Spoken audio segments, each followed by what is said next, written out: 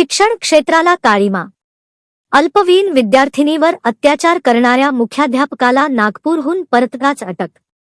गुरुशिष्याच्या पवित्र नात्याला काळिमा फासणारी एक धक्कादायक घटना यवतमाळ जिल्ह्यात उघडकीस आली आहे. जिल्हा परिषद शाळेतील एका नराधम मुख्याध्यापकाने स्वतःच्याच शाळेतील अल्पवयीन विद्यार्थिनीवर लैंगिक अत्याचार केल्याचा संतापजनक प्रकार समोर आला असून घाटंजी पोलिसांनी आरोपी मुख्याध्यापकाला बेड्या ठोकल्या आहेत.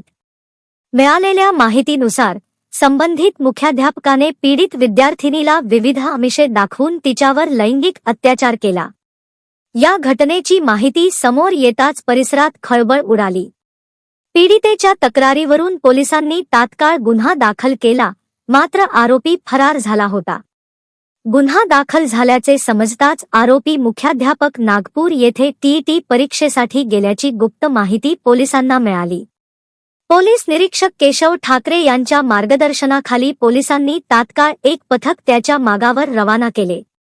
आरोपीवर पाळत ठेवून तो परीक्षा संपवून यवतमाळ येथील आपल्या घरी परतताच पोलिसांनी त्याला शिताफीने ताब्यात घेतले. या घटनेमुळे शिक्षण क्षेत्रातील पावित्र्यावर शिंतोडे उडाले असून पालकांमध्ये भीती आणि संतापाचे वातावरण आहे. समाजात सन्मानाचे स्थान असलेल्या शिक्षक पेशाला या कृत्यामुळे डाग लागला आहे.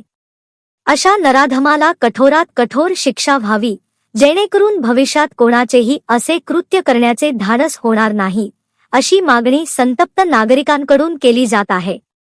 सध्या आरोपीवर गंभीर स्वरूपाचे गुन्हे दाखल करण्यात आले असून पोलीस या प्रकरणाचा पुढील सखोल तपास करत आहेत. काल पोलीस स्टेशन घाटंजीला पोक्सो कायदा अंतर्गत एक बलात्काराची तक्रार प्राप्त झाली. सदरची तक्रार तालुक्यातील एका शाळेतील 7व्या वर्गात शिकणाऱ्या विद्यार्थिनीकडून प्राप्त झाली आणि सदरची तक्रार प्राप्त होताच आम्ही या तक्रारीमधील जो आरोपी आहे मुख्याध्यापक त्याला तात्काळ अटक केलेली आहे आणि गुन्ह्याचा पुढील तपास सुरू आहे.